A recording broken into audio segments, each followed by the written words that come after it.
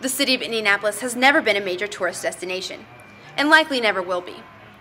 The economic growth and development of this city is rare in that it is largely tied to its sports teams. With the landmark hosting of the Super Bowl last year, a Final Four a few years back, and the NFL Combine just a month away, this city is seeing a surge like never before. However, government officials felt that if the city were to have a more global appeal, they need to take it a step further.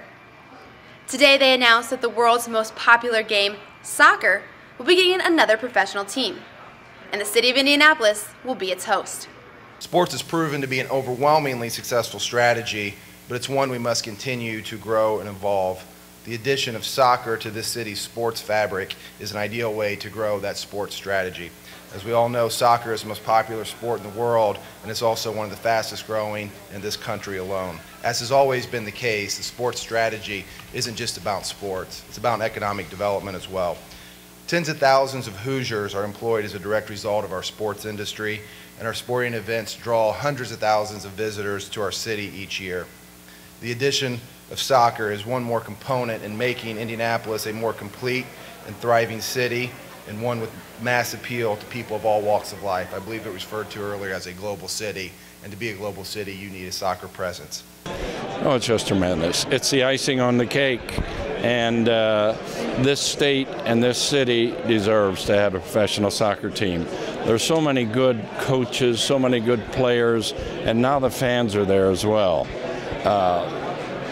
Many years ago when I first came to this state in the 60s, I couldn't buy a soccer ball in Bloomington. You couldn't find, you'd have baskets on barns. Now there's not a community that doesn't have soccer fields and soccer goals, and it's just mushroomed.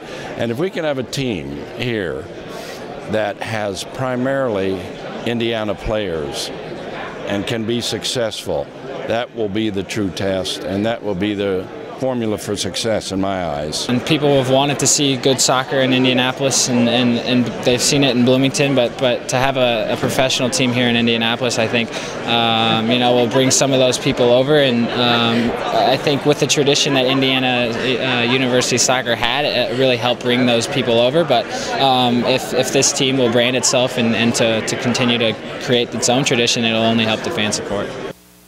We were once the auto racing capital of the world, until we added the amateur sports capital of the world.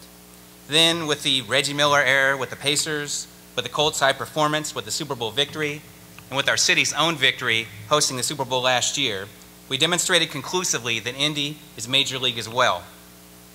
So it's fitting and forward-thinking that we now bring a North American Soccer League franchise here. Soccer is America's second most popular sport for ages 12 to 24.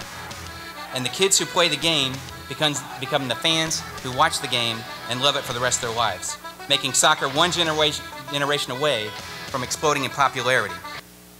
Indianapolis should not miss out. The team will debut in 2014, and the inaugural season will be played on the campus of IUPUI. Team name and colors will be determined by fans voting on the team's website. If enough support is shown, there is a possibility that they could turn MLS somewhere down the road. In Indianapolis, I'm Samantha Dewig for IU Sportcom.